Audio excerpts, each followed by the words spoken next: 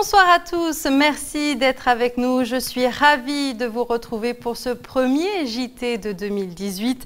Je vous souhaite une excellente année, santé, prospérité et bien sûr beaucoup de bonheur. Merci d'être avec nous et continuez de nous regarder, de suivre nos programmes sur Calédonia. On vous réserve encore cette année plein de surprises. C'est parti pour votre JT. Voici les titres que la rédaction a choisi de traiter pour vous.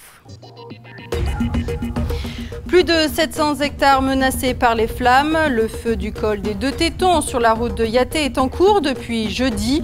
Le bilan environnemental est désolant. Le point dans ce journal. Nous serons en direct avec l'adjudant-chef Jean-Louis Marlier, chef de centre des pompiers du Mont d'Or. La 15e édition des internationaux BNP Paribas de tennis se joue depuis samedi sur les cours du Wenturo. Aujourd'hui, le Calédonien Julien Delaplane a ouvert la session simple face à un adversaire de taille, Geoffrey Blancano. Venu de France, vous verrez comment Julien Delaplane a su résister avant de s'incliner. 2018, ils sont les derniers du globe à célébrer le passage à la nouvelle année. 21 heures après nous, ce sont les Tahitiens. Nous irons faire un petit coup de fête chez nos voisins polynésiens avec les pompiers. Mais tout d'abord, un nouvel accident de voiture hier après-midi à Puebo a fait un mort. Le chauffeur seul dans son véhicule a fait une sortie de route. Il avait 26 ans. Les circonstances de l'accident ne sont pas encore connues. C'est le premier accident mortel de la route depuis le début de l'année. L'année dernière, 55 personnes ont péri sur les routes du pays.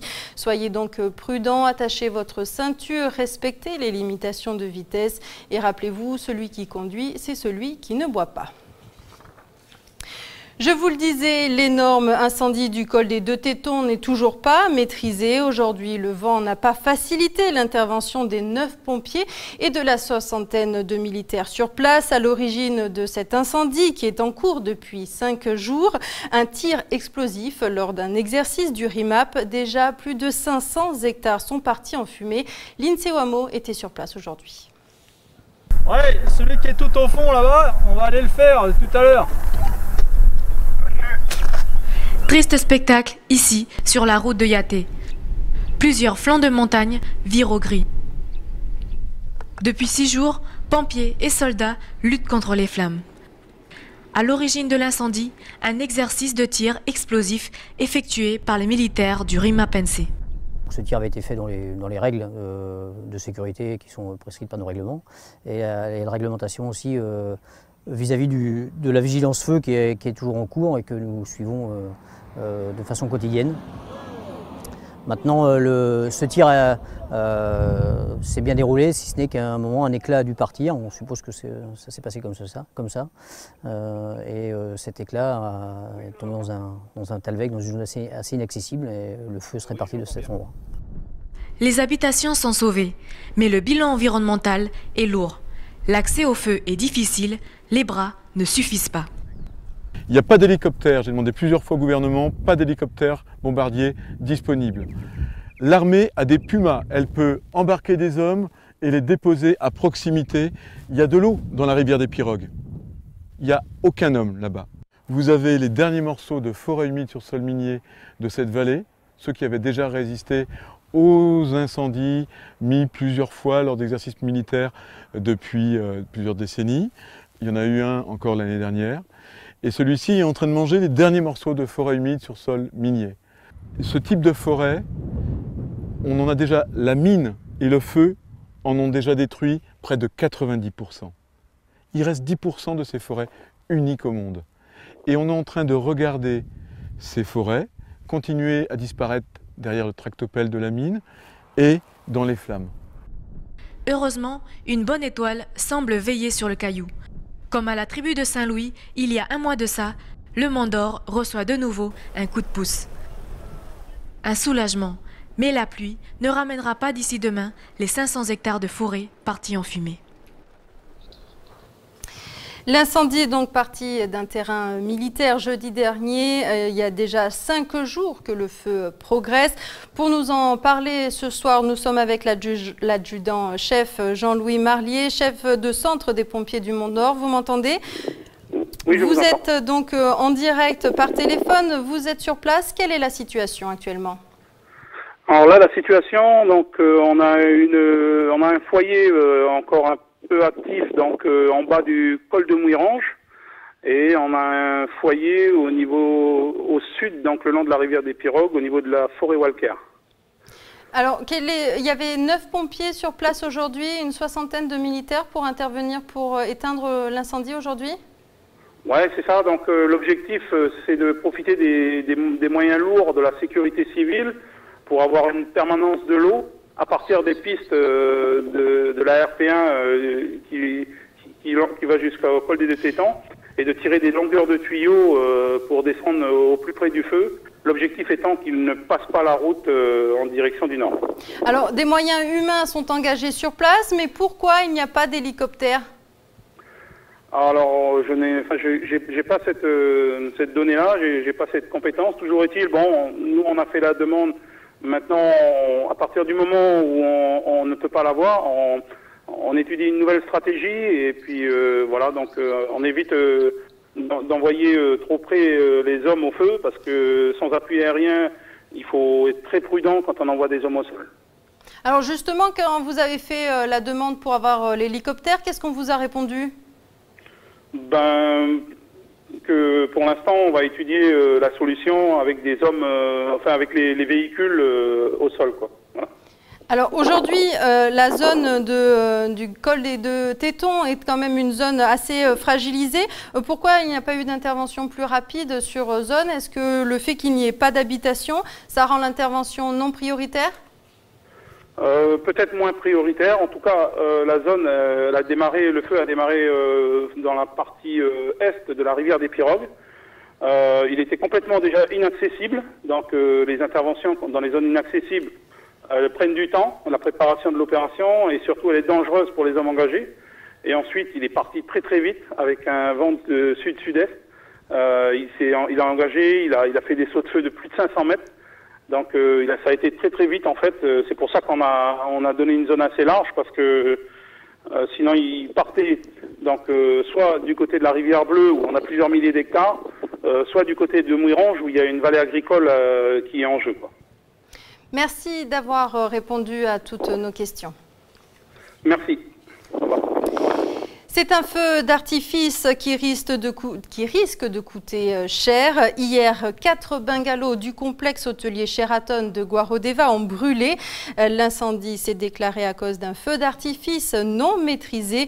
Aucun blessé n'est à déplorer. La manipulation de ce genre d'explosif est interdite sur l'enceinte du domaine de Deva. Si des charges pour dégradation involontaire sont retenues contre l'incendiaire, il risque 1 an d'emprisonnement et une amende de plus d'1 million de nos francs. Nouvelle année rime souvent avec changement. Eh bien, demain entrera en vigueur une nouvelle hausse du prix du tabac, plus 20% pour les cigarettes et plus 40% sur le tabac roulé. Le gouvernement attend 1,6 milliard de retombées cette année. Des recettes qui iront, comme pour celle de l'alcool, à l'agence sanitaire et sociale. Et autre changement pour 2018, celui-ci concerne les chasseurs de la province sud. Dorénavant, une photo d'identité sera exigée sur les permis de chasser. Les précisions avec Prosper Poigouf. Cette année, les chasseurs de la province sud doivent remettre leur photographie d'identité aux agents d'accueil provinciaux lors de la récupération de leur permis de chasser. Pour Bouraï, il faut se rendre à la direction du développement rural, à la fois à l'antenne de la province sud ou à Nouméa, au centre administratif de la province sud. Les agents provinciaux assureront l'apposition de la photo d'identité sur les permis. L'obtention d'un permis de chasse est gratuit, mais des conditions doivent être remplies, comme par exemple être âgé de plus de 16 ans, ne pas être sous le coup d'une condamnation judiciaire interdisant la détention ou le port d'armes ou ordonnant la suspension du permis de chasser pendant une période déterminée. Les provinces peuvent établir leurs propres règles de chasse. En province nord, les personnes souhaitant obtenir leur permis de chasse doivent fournir 2 documents, une pièce d'identité et une déclaration sur l'honneur attestant que le postulant est capable et n'a fait l'objet d'aucune condamnation le privant de son droit de chasser. En province sud, les mêmes documents sont exigés avec un document supplémentaire. une attestation d'assurance couvrant les risques liés à l'exercice de la chasse et qui garantit la responsabilité civile du chasseur. Le permis de chasser est valide jusqu'au 31 janvier de l'année suivante. Le fait de chasser sans être titulaire d'un permis de chasse valable ou de ne pas présenter son permis de chasse lors du contrôle est passible d'une amende de la première classe, soit environ 4 500 francs CFP. Une somme qui peut atteindre 450 000 francs pour un délit, par exemple une chasse non autorisée. La petite balle jaune au cœur de la 15e édition des internationaux BNP Paribas. Pour cette deuxième journée des tableaux simples, le Calédonien Julien Delaplane s'est incliné en 2-7 face au métropolitain Geoffrey Blancano. Falaï Wedro. Il est 11h30 et les matchs reprennent ici à Wentoro. Sous un soleil de plomb, le Calédonien Julien Delaplane, récent vainqueur des mini-jeux du Vanuatu, affronte le Français Geoffrey Blancano. Âgé seulement de 19 ans, Geoffrey Blancano a aussi remporté le Roland Garros Junior en 2016. Un adversaire de taille pour notre Kagou, et pourtant, le Calédonien lui a donné du fil à retordre durant toute la rencontre.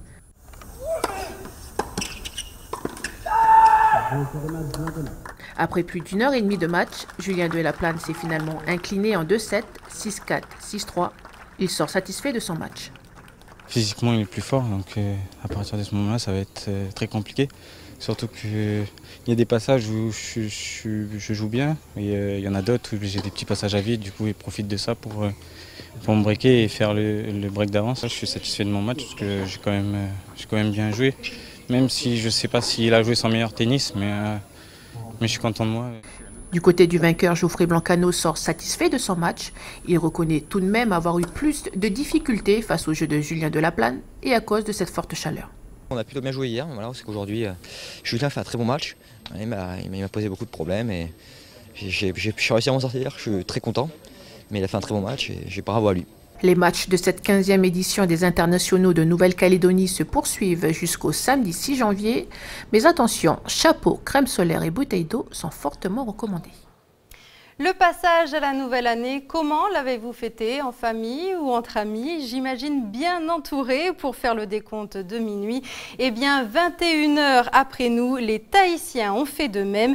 Ils étaient dans la rue, non pas pour admirer les traditionnels feux d'artifice, mais plutôt la parade des véhicules de pompiers de Papeete. C'est un reportage de Naya Bennett, notre consoeur de TNTV. Cris de joie pour les fêtards du Nouvel An d'un côté et de l'autre, c'est une explosion de bruit et de couleurs qui illumine les rues de Papeete. Non, il ne s'agit pas là d'une intervention des pompiers, mais de leur défilé traditionnel du Nouvel An. C'est tous les ans qu'on fait ces actions pour la sortie de la ville tous les jours de l'an. C'est un moyen pour nous pour souhaiter une bonne année à la population et nous sommes toujours là pour eux. Et pour toute intervention, nous serons toujours là pour la population. Si la majorité de l'équipe participe chaque année à ce rituel, il en est une qui le découvre. Pour moi, c'était une première. Et je pense qu'ici, chez les pompiers à la caserne de Papeete, ça se fait tous les ans. Et j'étais ravie de faire cette tournée avec eux. Et il faut dire aussi que le 31 décembre, ici, c'est ma première fois aussi. Un nouvel an fêté de manière solennelle en toute intimité pour les pompiers et de manière plus festive dans la ville. J'ai fêté mon nouvel an en Tahiti. D'habitude je suis en France pour le fêter, c'est génial. Franchement, vous êtes super gentils les Tahitiens et les Français peuvent être fiers de vous, vraiment. Bonne année à tout le monde, à toute la Polynésie, Maruru TNTV, hein. Et voilà. Voilà, bonne année à nos proches, bonne année à nos amis. Bonne année tout le monde. Bonne année. La nuit durant, la population aura profité des festivités, sachant que d'autres sont là pour les assister en cas de problème. Et vous avez jusqu'à la fin du mois pour formuler vos vœux. C'est la fin de cette édition. Merci de nous avoir suivis. Je vous retrouve demain.